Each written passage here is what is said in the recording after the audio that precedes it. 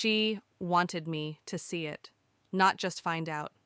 She sent me the photos of them together in my bed, the sheets, still wrinkled from the morning I gave birth. She didn't hide her face, didn't even crop out the picture of my newborn on the nightstand. I stared, I shook, and then I went quiet. No screaming, no late-night texts, no begging. I just waited, because when the lease came up for renewal, I didn't reply to her messages. I sent her something else instead. Eviction papers. I used to think betrayal came quietly, like a whisper. A slow fade. Something you don't even notice until it's too late. But mine came with a buzz, a vibration on my nightstand, and a photo. I had just finished feeding my daughter, barely 8 days old. I was exhausted, sore, still half bleeding from the delivery. David said he was going to get diapers. That was 2 hours ago. I looked at my phone. No message, just an image. I tapped it open, and my breath stopped. It was David, lying on our bed, smiling, his hand wrapped around a woman's bare hip, her back arched toward the camera like she wanted me to see every inch of her. The sheets beneath them, they were mine. The wedding gift from Aunt Clara, ivory, with embroidered corners. But that wasn't what broke me, no. What broke me was the corner of the frame, the tiny reflection of our wedding photo above the bed. My face, smiling, froze forever above the scene of their betrayal. I dropped the phone, and I screamed, not loud, not sharp. It was a hollow sound, like the air had been punched out of my lungs. Haley, that was her name, my best friend, since college, the kind of woman who wore confidence like perfume, who laughed with her whole face, who held my hair back when I got food poisoning during spring break in Myrtle Beach. She held my newborn just 3 days ago. She brought me soup. She rubbed my back when I cried about how hard breastfeeding was. She was in my living room when I went into labor. She called David when my water broke. And now she was in my bed. In our sheets, on my phone, there were no words but just rage, thick, silent, cold. I didn't respond, not to the message, not to the knock on the door an hour later when David came home, smelling like perfume I didn't know where. I looked at him, and I said nothing. He asked how the baby was. I said, sleeping. He kissed her forehead, and I watched, like I was watching someone else's life fall apart. That night, I didn't sleep. I sat in the rocking chair, holding my daughter, counting her breaths, and promising myself one thing I would not break. Not for him. Not for her. Not for anyone. They thought they won, thought I was too fragile and too hormonal, too postpartum to notice, but they forgot one thing. I built this home. I signed the lease. I paid the bills. I held the power. And power in silence is the most terrifying kind of revenge. The next morning, I folded his laundry, the same way I always did, pairing his socks, buttoning his shirts, leaving a mint on the side of the bed like I always used to when we were newlyweds. You'd think I was still trying, but no, I was observing, calculating. Not one move would be wasted. David didn't mention the photos. Not once. Maybe he thought I hadn't seen them. Maybe he thought Haley had been smart enough to unsend them. Maybe he thought I was stupid. But I was documenting. Each day, I wrote notes in my journal, timestamps, phone calls, where he went, who he was with. He gave me 1,000 pieces without knowing it, little breadcrumbs that would become a map. I started researching North Carolina's rental laws, tenant rights, subleasing clauses. I met with a lawyer, an old college friend who owed me a favor. We had coffee in a tiny place off 7th Street. I wore sunglasses and a hat.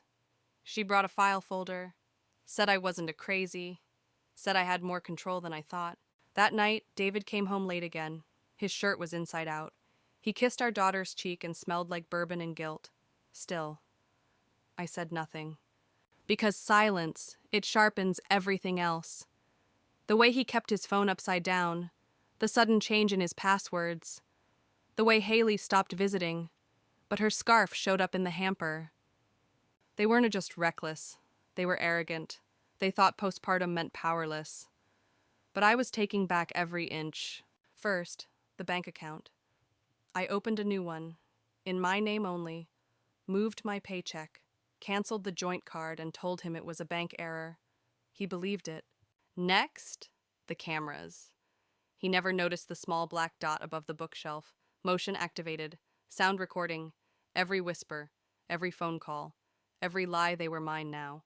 I kept the house clean, cooked dinner, pretended I still loved him. But every night, while he slept, I planned. Haley sent another photo 2 weeks later. This time it was her in my robe, holding my mug, next to my husband, with a caption, "Sleep well, Mama." I nearly smashed the phone, but instead, I saved the image and filed it in the folder titled Exhibit B. The next morning I replied, "I will. You should too, while you still have a roof." No response, just seen. David started noticing that I wasn't crying anymore. He asked if I was okay. I said yes. He asked if I needed help. I said I had it covered. I smiled more, laughed at his jokes. I watched him relax, let his guard down. He didn't see the fury hiding behind my grin. Haley, on the other hand, started getting nervous. She texted me one morning, Are we still okay?" I typed, "Absolutely. I'll see you soon." And I meant it. Because when betrayal is your currency, interest is best served with timing. I waited for the lease to come up. Every year, like clockwork, I renewed it online. But this time I let the clock tick. Let the date approach like a storm on the horizon. David didn't notice. He never did paperwork. Haley didn't even know she was unofficially living here. All the better. I ordered the eviction kit, printed out the forms, signed my name with the same hand that had once written her birthday cards. Then came the final touch. I scheduled a delivery to her office, a box of roses, a handwritten note, and underneath, a formal notice to vacate. 7 days, no negotiation, legal, final, ruthless. I didn't send it with anger, I sent it with peace, because nothing is louder than silence backed by power. And she would soon find out what that sounds like. That night, I stood in the hallway as she came over. She didn't knock. She used the key I had given her months ago, like she owned the place. She strutted in like a queen, wearing a smug smile and heels I recognized from our trip to Charleston. I watched from the shadows near the nursery. David met her at the couch. I saw them embrace. I heard her giggle, soft and cruel. They sat, whispering, laughing. She pointed at the baby monitor on the counter and rolled her eyes. "So domestic," she muttered. David said nothing. He just looked tired. Good. Guilt is heavy. Let it crush him. I waited until the morning. The moment David left for work, I walked out with a smile. Haley froze in the kitchen, holding a mug. My mug. "Morning," I said. She stammered, tried to smile. I was just leaving. I finished for her. And then I handed her the envelope. The moment her fingers touched it, I saw the shift. Her face fell. Her pride cracked. She opened it, her eyes skimming fast, desperate for a loophole. There wasn't one. "You can do this," she whispered. "I already did." I said, But David doesn't live here anymore. Not legally." I watched the horror bloom in her eyes. She looked down at the paper, then up at me. "You planned this." "No," I corrected. "You did. The moment you stepped into my home, into my bed, into my life, uninvited." She reached for her phone. I handed her a second envelope. Screenshots, transcripts, voice clips, evidence. Enough to ruin her job, her social circle, her family ties. She backed away, speechless.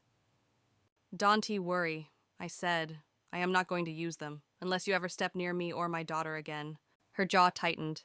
She opened her mouth, but I raised one hand. Just leave. And for once, Haley, who always had the last word, said nothing. She left, trembling, defeated.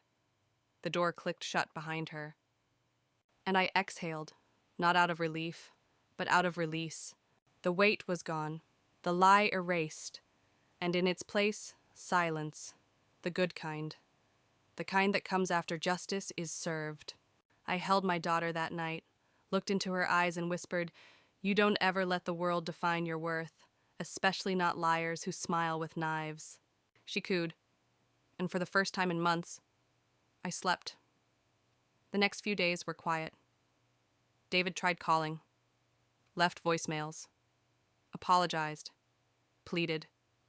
I didn't answer. He sent flowers. I threw them away. He showed up once, stood on the sidewalk across the street, just staring at the windows. But I'd already changed the locks. The locks on my doors and the locks on my heart. I wasn't bitter. I wasn't broken. I was rebuilt. Every silence I endured had become steel.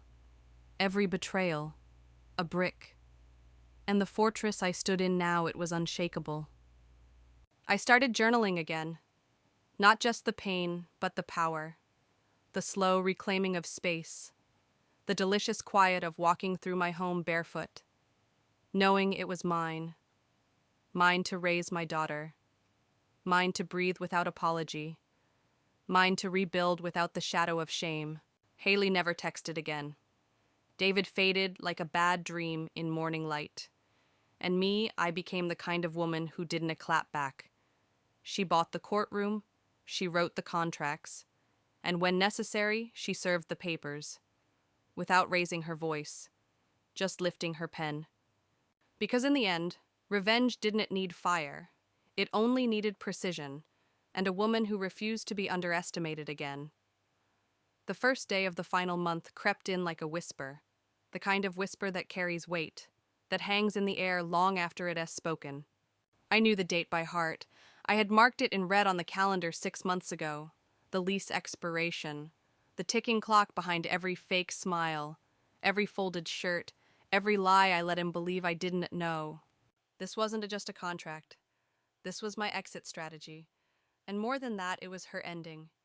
Haley had gotten comfortable, too comfortable. She started sleeping over more often, leaving her skincare on the sink, using my daughter-s baby wipes to clean off her makeup. She wasn't hiding anymore. David brought her coffee in the mornings like she belonged there. And I let them believe it. I made waffles. I watered the plants. I smiled when they said they were going to run errands together. I even gave Haley an old drawer in the hallway for her things.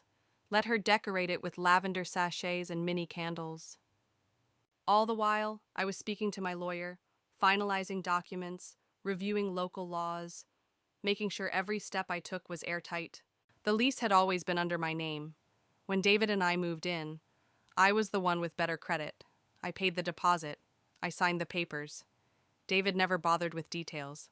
He just showed up with boxes and bad decisions.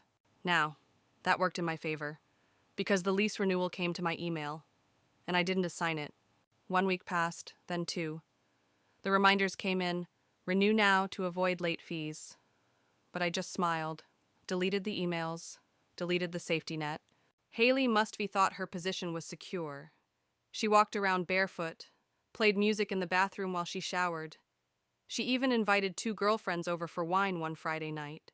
Sat there at my kitchen table like she hadn't betrayed me with every cell in her body. That night, I took a picture. The 3 of them laughing. The wine bottle tilted in her hand. Caption still living good. I sent it to myself. Filed it under our evidence, arrogance. On the 3rd week, I received the final notice from the landlord. Please confirm renewal or move-out date. That yes when I made the call. Confirmed our move-out. Said we would vacate by end of month. No fuss, no mess. But I didn't tell them, not yet. Instead, I printed something. A formal notice. Typed in bold letters. Eviction notice. 7 days to vacate. Attached all supporting documents, signed, stamped, notarized. I slid it into an envelope with her name, then another for David. No anger, no notes, just the truth. Legal, sharp, final. I dropped them off with a courier. Scheduled delivery Monday morning, 9:00 a.m., to her office, to his job site. I also changed the Wi-Fi password that morning. Petty maybe, satisfying absolutely. When David came home that night, I watched him struggle with the smart lock. I opened the door. He smiled like nothing had happened. I smiled back. But inside the countdown had begun. Haley came by later. She was humming, asked me if I wanted anything from Whole Foods. I said no. She blew a kiss to my daughter, called herself Auntie Hales. I almost laughed. That night, I slept like a rock, because Monday was coming. And with it, the reckoning. I set my alarm, made coffee, and waited. 9:03 a.m. My phone buzzed. A message from Haley. "What the hell is this?" with a photo of the notice. 9:07 David called 3 times. 9:09 he left a voicemail. "Lauren, you can be serious." Oh, but I was... By 10 utter, the entire house felt heavier. The silence between us was no longer quiet. It was screaming. David came home by lunch. Stormed in. "Why would you do this?" he shouted. I handed him the lease agreement. Pointed at his name, which wasn't there. "You don't live here," I said. "You've just been visiting?" He opened his mouth, closed it. He knew I was right. Haley tried charm. Texted me later. "We can talk this out. Let's not make this ugly." I didn't reply, because it was already ugly. She just hadn't looked in the mirror yet. By Friday, most of their stuff was gone. Garbage bags on the lawn, a suitcase missing a wheel. David left a post-it on the fridge. We could be handled this like adults. I smiled as I tossed it in the trash. Because I did handle it like an adult. Like a woman with boundaries. Like a mother who would never let her child grow up thinking betrayal goes unpunished. Saturday came. The house was mine again. Quiet, clean, safe. I lit a candle, played a lullaby, held my daughter, and whispered, "This is what strength looks like." That evening, I sat on the porch. The same porch where David once brought me tea while I nursed our newborn. The same porch where Haley pretended to be family. I watched the sun dip low behind the trees, casting long shadows on the sidewalk. Shadows that used to scare me. Not anymore. There's a kind of healing that only comes when you take your life back. Not through violence, not through screaming, but through clarity. Through calm. Through decisions so precise they cut deeper than rage ever could. My neighbor, Cynthia, came by with banana bread. She hadn't seen Haley in a few days. I told her they moved out. She raised her eyebrows. "Oh," she asked. I just smiled. Long overdue. Inside, I cleaned the last traces of them. The wine glasses, the borrowed books, the half-used bottle of shampoo she left behind. I tossed them all, one by one, not in anger, but in ceremony. I opened the windows, let the air shift, let the energy return to what it once was, before betrayal walked in wearing my best friend as perfume. I danced with my daughter in the kitchen that night, to music that used to play when I believed in forever. Now, it played for something better, a new beginning. One I carved for us, one built on truth. The landlord called a few days later, asking if I planned to renew. I said yes, on one condition that only my name remained on file, no guests, no subleases, no ghosts. He agreed. I signed. And with that signature, I sealed the next chapter. No more shared beds. No more borrowed trust. Just me. And the tiny human who reminded me daily that love doesn't betray. It stays. It protects. It shows up every time. I posted a photo later that week. Just me and my daughter on the porch. Captioned, "Peace is loud when you've earned it." No hashtags, no mentions, but I knew they saw it, and I knew they'd never feel peace that pure. Because when you break something sacred, you don't get to keep the key. Saturday morning arrived like Judgment Day. There was no thunder, no lightning, just the heavy silence of a house that no longer belonged to them.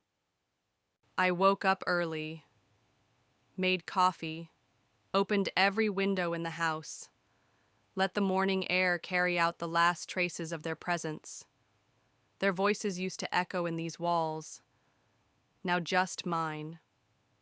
Just my daughter as tiny breathing, the kind of peace you only get when every demon has been evicted. By 8:00 a.m., I heard the first noise, a car door slamming, then footsteps, heavy, rushed, angry. I didn't look out right away. I waited. Some rituals deserve stillness. And this was the final chapter. Haley banged on the door like she had rights. Like this house didn't just spit her out legally and cleanly. I let her knock. 4 times. Then I opened it. She stood there with her mouth twisted into something between disbelief and rage. Makeup half done, hair up in a bun, sweatpants that used to be mine. She didn't even bring a box. Just her phone, her purse, and the audacity. "Lauren, are you seriously doing this?" I didn't answer. I stepped aside. Let her look behind me. At the hallway. At the empty space where her chaos used to live. What do you even get out of this?" she asked. "Peace," I said. "Justice." She scoffed. "You're being dramatic." I tilted my head. "No. You were in my bed. With my husband. In my life. That was the drama." She tried another tactic. "I made mistakes. Okay, but you can just erase me." I smiled. "I didn't erase you. Haley, you deleted yourself the moment you crossed the line." She looked like she wanted to cry, but she didn't. She turned, finally, and walked down the steps. Not with grace, not with dignity, with the same carelessness she brought into my life.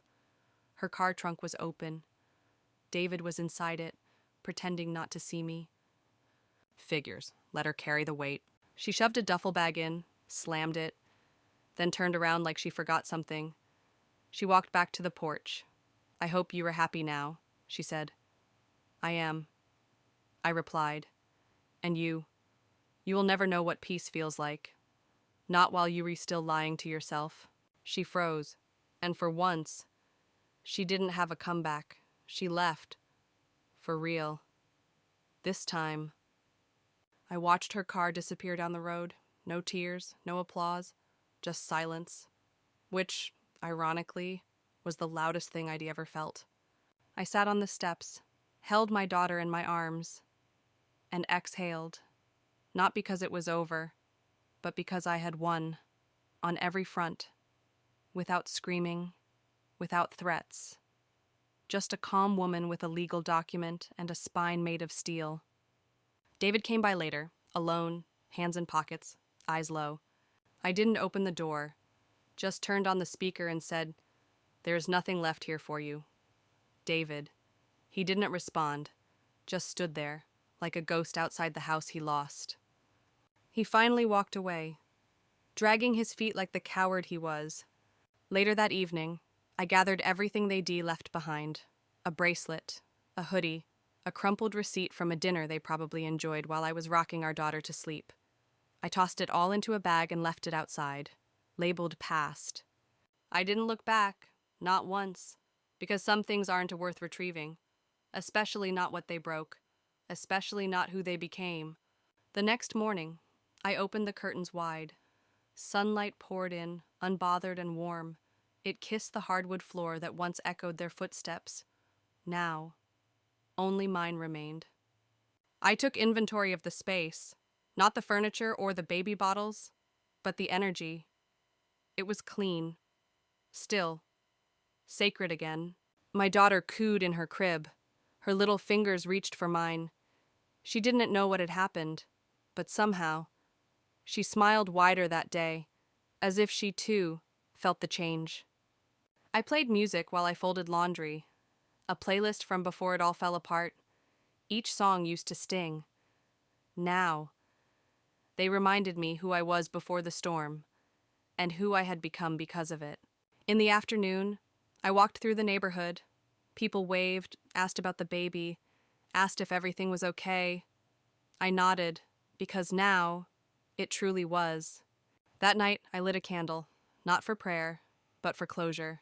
I wrote a letter to myself, to the woman who had once believed that love meant staying silent, who once feared being alone more than being disrespected.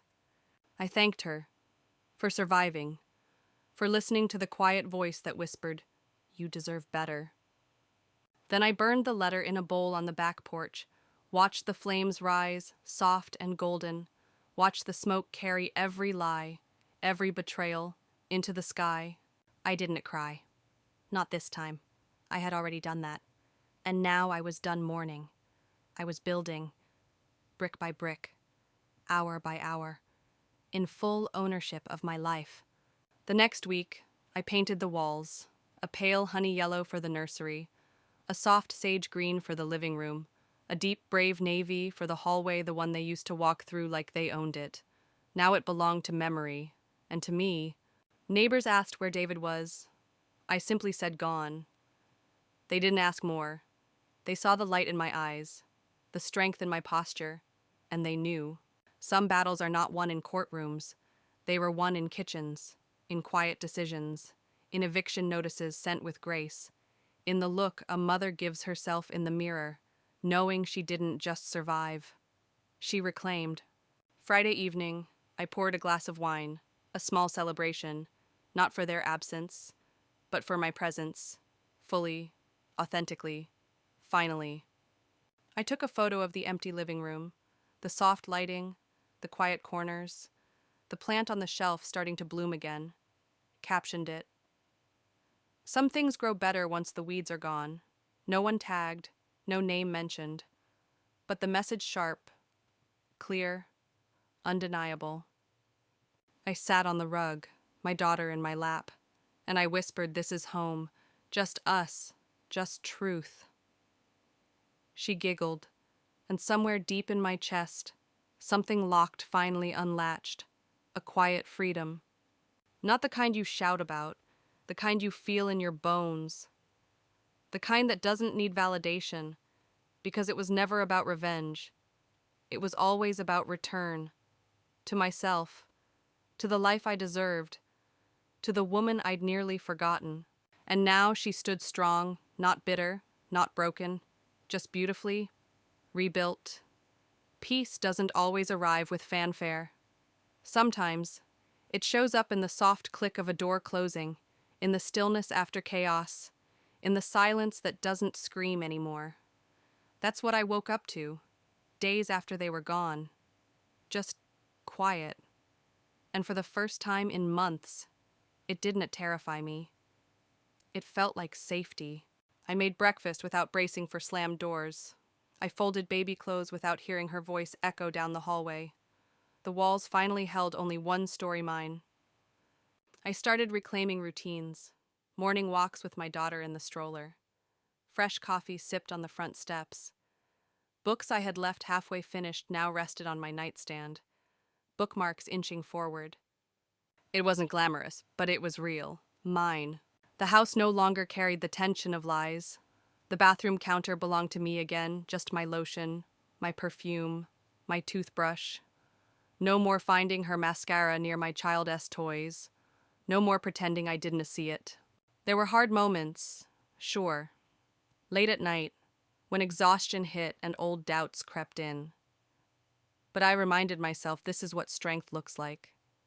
Not perfection, persistence, presence.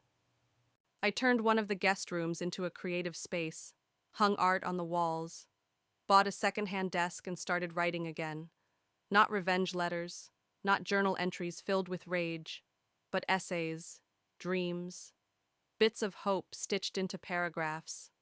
One afternoon, while rocking my daughter to sleep, I whispered, "You will never have to beg for love in your own home." And I meant it. Because peace isn't the absence of noise. It is the presence of truth, and in this house now truth flows freely. IV stopped explaining myself. People ask what happened with David. I just say, it ended when I began. and that's enough. Some nights, I light a candle for my past self, the woman who once questioned her worth, the one who smiled through betrayal. I tell her, "You did it. You made it home." I get letters from David, sometimes texts, sometimes long voicemails where his voice trembles like he's just realizing what he lost. I don't respond. Not because I am angry, but because I've outgrown that conversation. Forgiveness doesn't always mean re-entry. Haley, for all her flair, went quiet, no texts, no confrontations. I imagine she's still spinning the story to make herself the victim. But stories don't matter when the truth has already moved in. And here, the truth sleeps in the crib next to mine. I see glimpses of my daughter's future and I smile. She will grow up in a home that doesn't shrink to fit anyone else's lies. She will know her mother stood tall without screaming, without breaking. She will learn that power doesn't always show up in noise. Sometimes, it signs the lease, sends the notice, changes the locks, and then makes breakfast, softly, fiercely, in peace. I hung a new sign in the hallway last week. It says, "You are safe. You are loved. You are home." It's the first thing I see when I walk down the hall each morning. It's the last thing my daughter sees before bed. That, to me, is legacy. Not what we inherit from broken people, but what we choose to build in spite of them. There are moments now when I catch myself humming, not for anyone else, just for me, for the woman who survived betrayal and found her rhythm again. It's a quiet kind of joy, the kind that doesn't post selfies or need validation. It's in how I butter toast, how I take long showers without someone waiting to lie to me after. Sometimes I dance with my daughter in the kitchen. She throws her arms up and giggles, and I think this is the loudest kind of healing. Not words, movement, laughter, the absence of fear. The house echoes now, not with shouting, but with singing, and baby squeals, and silence that no longer feels dangerous. I started volunteering on Saturdays, just once a week, helping women in transition, women like I used to be. We sit in circles, sip bad coffee, and talk about reclaiming spaces, rebuilding trust in ourselves first. One of them asked me once, "How did you do it without yelling?" And I told her, because silence in the hands of a woman who knows her worth is louder than any scream. That quote now sits above my desk, framed, next to a picture of me and my daughter under a tree in the backyard. She's reaching for the sky, and I am letting her. Because that is what I want to be now. Not just the woman who evicted betrayal, but the one who built a world where her child never has to question what love should feel like. David asked to visit once, said he wanted to talk things through. I said no, not because I am cruel, but because I no longer set chairs at my table for ghosts. I took down the wedding photo, replaced it with a canvas of a sunrise I painted. My first attempt. A little crooked, but vibrant, like me. Beautiful in its imperfections. Unapologetically mine. One night, I sat on the porch and looked at the stars, and I thought of all the versions of myself I had to bury to become this one. The trusting girl, the appeaser, the forgiver who gave too many second chances. They were gone now, but I thank them because they got me here. To a home that breathes, to a baby who sleeps peacefully, to mornings where I wake up excited, not anxious, to strength I don't need to announce. Peace didn't come wrapped in roses. It came after I threw out the rot. It came in paperwork, in boundaries, in no longer explaining myself to people committed to misunderstanding me. And it came in the smallest of ways, in lullabies, in locks that only I control, in a quiet yes to myself every single day. The last step was forgiving myself, for staying too long, for not seeing sooner, for thinking that silence meant weakness, when in fact it was the beginning of power. Now, I speak to myself differently, kinder, sharper, like someone I finally respect. I don't flinch when I hear footsteps. I don't brace when my phone pings. The anxiety that once lived in my chest has been replaced by stillness. My heart is no longer a battlefield. It is a garden. And every day, I water it. With truth. With time. With love that doesn't need to be earned, just honored. My daughter will grow up watching a woman who chose herself, not out of bitterness, but out of brilliance. She will inherit a legacy not of wealth or reputation, but of resilience, of boundaries, of bold, beautiful peace. And that is the greatest revenge of all.